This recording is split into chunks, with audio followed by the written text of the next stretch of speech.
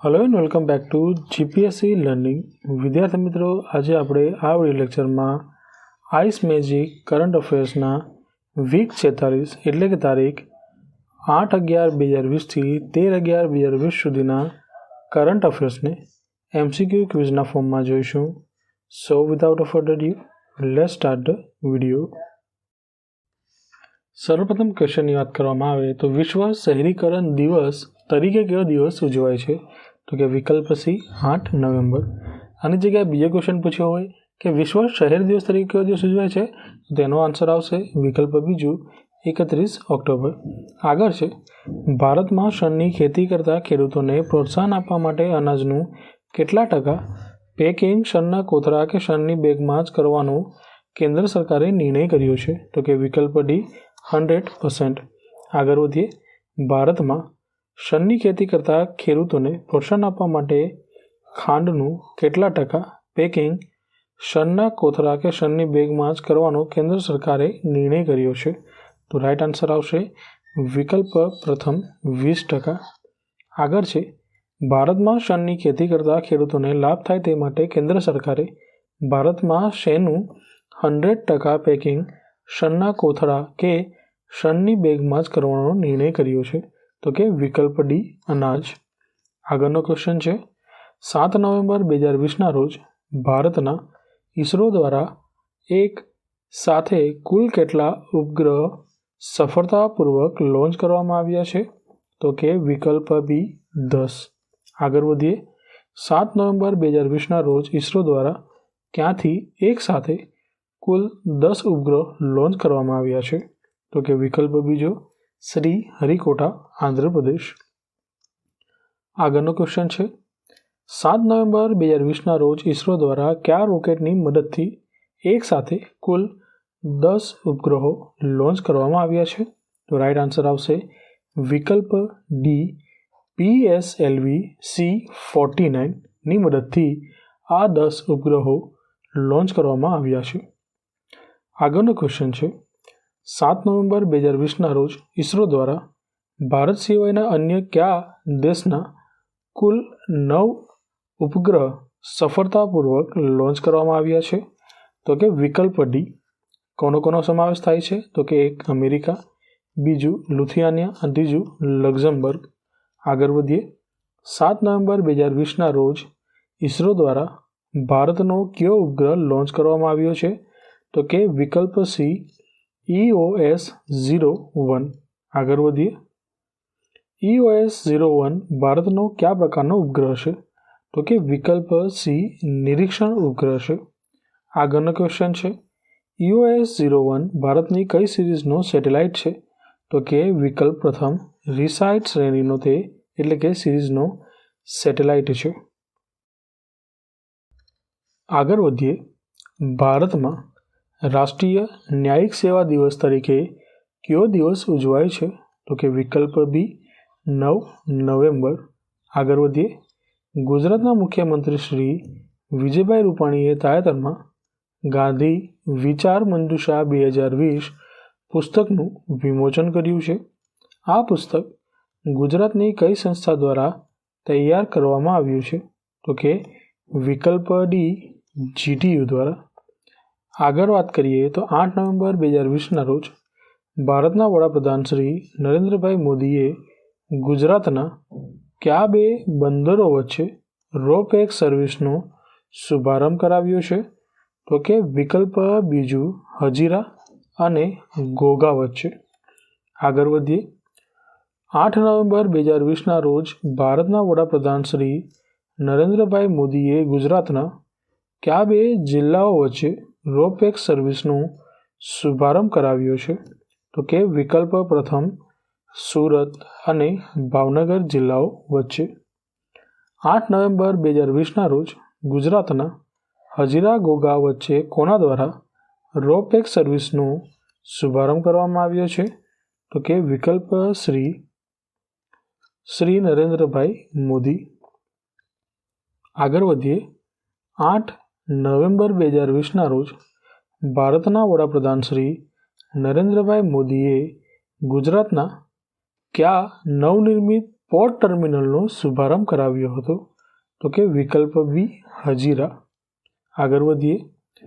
ગુજરાતમાં કયા જહાજ દ્વારા હજીરા ઘોઘા વચ્ચે રોપેક્સ સર્વિસ શરૂ કરવામાં આવી છે?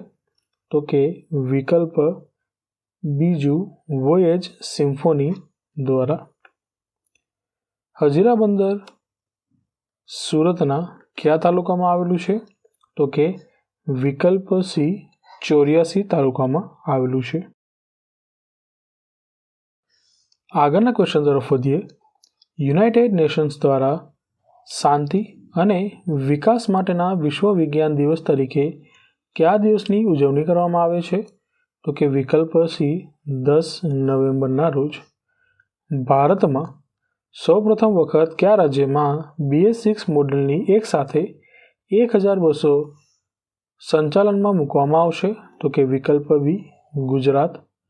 ભારતમાં હોકી ઇન્ડિયાના નવા અધ્યક્ષ તરીકે કોણ ચૂંટાઈ આવ્યું છે? તો કે વિકલ્પ બી જ્ઞાનેન્દ્રો નિગમબમ. આગળ વધીએ. શ્રી જ્ઞાનેન્દ્રો નિગમબમ હોકી ઇન્ડિયાના અધ્યક્ષ બનનાર પૂર્વોત્તર ભારતના પ્રથમ વ્યક્તિ બન્યા છે. તેમના રાજ્યનું નામ શું છે? તો કે વિકલ્પ ડી મણિપુર. શ્રી જ્ઞાનેન્દ્રો નિગમબમ હોકી ઇન્ડિયાના અધ્યક્ષ બનનાર પૂર્વોત્તર ભારતના પ્રથમ વ્યક્તિ બન્યા છે. તેમને હોકી ઇન્ડિયાના નવા અધ્યક્ષ તરીકે કોનું સ્થાન લીધું છે? તો કે વિકલ્પ સી શ્રી મુશ્તાક અહેમદનું સ્થાન લીધું છે. ભારતના કયા રાજ્યમાં ભારતના સૌથી લાંબા સિંગલ લેન મોટરેબલ સસ્પેન્શન બ્રિજનું ઉદ્ઘાટન કરવામાં આવ્યું છે? તો કે વિકલ્પ પ્રથમ ઉત્તરાખંડ. કોરોના સંક્રમણ રોકવા કયા દેશની સરકારે લગભગ 1.5 કરોડ જેટલા મિંક મારવાનો આદેશ આપ્યો છે? તો કે વિકલ્પ સી ડેનમાર્ક. આગળ વધીએ. ભારતમાં રાષ્ટ્રીય શિક્ષણ દિવસ તરીકે કયો દિવસ ઉજવાય છે? તો કે વિકલ્પ ડી 11 નવેમ્બર. ભારતમાં કોનો જન્મદિન 11 નવેમ્બર રાષ્ટ્રીય શિક્ષણ દિન તરીકે ઉજવાય છે? તો કે વિકલ્પ સી શ્રી મૌલાના અબુલ કલામ આઝાદ. આગળનો ક્વેશ્ચન છે.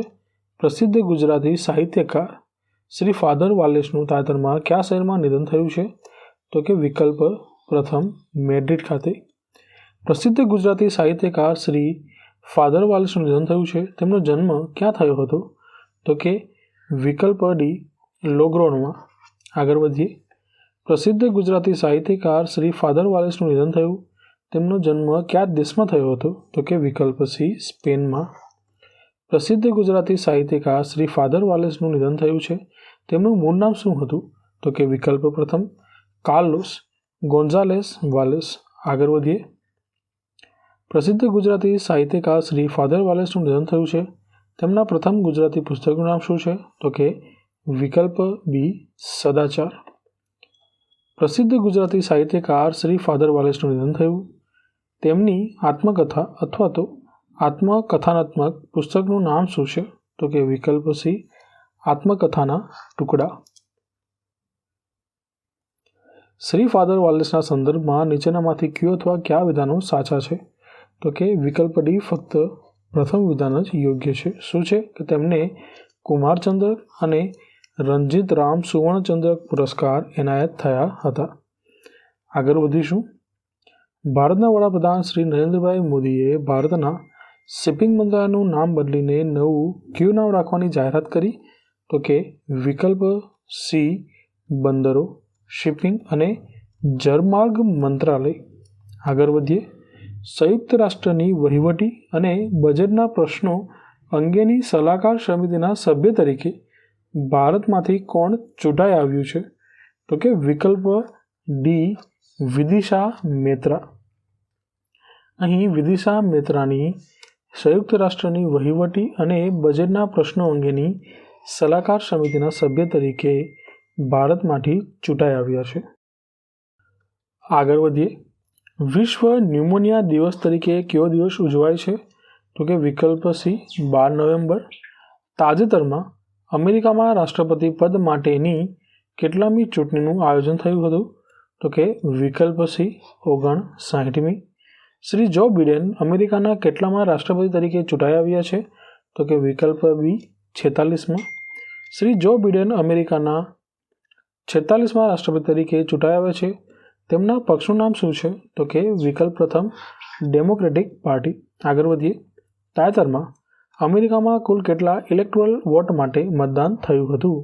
તો કે વિકલ્પ બી 538. આગળ વધીએ તો અમેરિકામાં યોજાયેલી રાષ્ટ્રપતિ પદની ચૂંટણીમાં સંદર્ભમાં નીચેનામાંથી કયો અથવા કયા વિધાનો સાચા છે? તો રાઇટ આન્સર આવશે 1 અને 2 બંને વિધાનો યોગ્ય છે.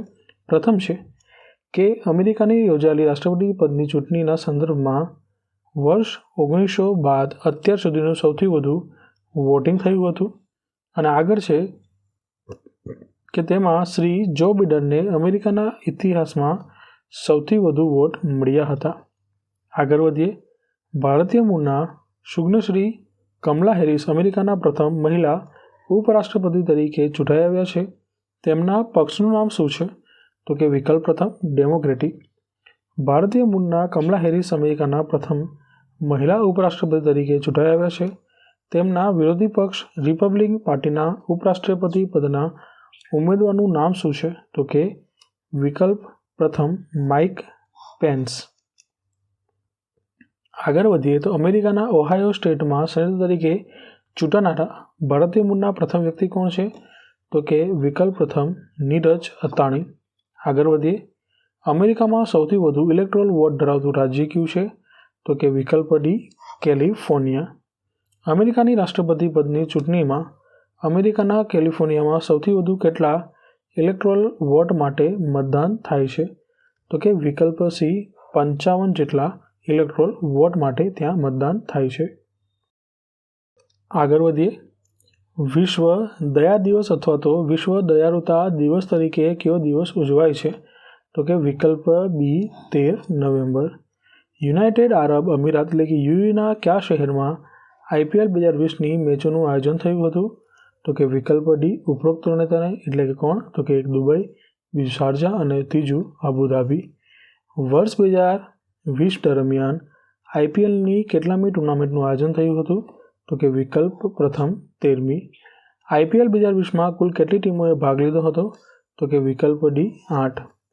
IPL 2020 વિજેતા ટીમનું નામ શું છે? તો કે વિકલ્પ બીજું મુંબઈ ઇન્ડિયન્સ. IPL 2020ની ફાઇનલ મેચમાં મુંબઈ ઇન્ડિયન્સે કઈ ટીમને પરાજય આપીને આ ટુર્નામેન્ટ જીતી લીધી હતી? તો કે વિકલ્પ પ્રથમ દિલ્હી કેપિટલ્સ. IPL 2020ની ફાઇનલ મેચ કયા ગ્રાઉન્ડ પર યોજાઈ હતી? તો કે વિકલ્પ C Dubai International Cricket Stadium ખાતે. IPL 2020ની ફાઇનલ મેચમાં man of the match award વિજેતા ખેલાડીનું નામ શું છે? તો કે વિકલ્પ ડી ટ્રેન્ટ બોલ્ટ. IPL 2020માં મેન ઓફ ધ સિરીઝ અથવા તો પ્લેયર ઓફ ધ સિરીઝ અથવા તો most valuable player of the series award વિજેતા ખેલાડીનું નામ શું છે? તો કે વિકલ્પ ડી જોફ્રા આર્ચર. IPL 2020માં સૌથી વધુ રન માટેના ઓરેન્જ કેપ એવોર્ડ વિજેતા ખેલાડીનું નામ શું છે? તો કે વિકલ્પ સી KL રાહુલ. IPL 2020માં સૌથી વધુ વિકેટ માટેના પર્પલ કેપ એવોર્ડ વિજેતા ખેલાડીનું નામ શું છે? તો કે વિકલ્પ ડી કગિસો રબાડા. 2020માં emerging player of the series award વિજેતા ખેલાડીનું નામ શું છે? તો કે વિકલ્પ બી દેવદત્ત પડીકલ. IPLનું પૂરું નામ શું છે? તો કે વિકલ્પ સી ઇન્ડિયન પ્રીમિયર લીગ. ભારતની પ્રોફેશનલ T20 ક્રિકેટ લીગનું નામ શું છે? તો કે વિકલ્પ ડી IPL. BCCI દ્વારા IPLની પ્રથમ ટુર્નામેન્ટનું આયોજન ક્યારે કરવામાં આવ્યું હતું? તો કે વિકલ્પ ડી 2008માં. વર્ષ 2018થી 2022 સુધી 5 વર્ષ માટે IPLના મીડિયા રાઇટ્સ કોણે ખરીદ્યા છે? તો કે વિકલ્પ ડી સ્ટાર સ્પોર્ટ્સે.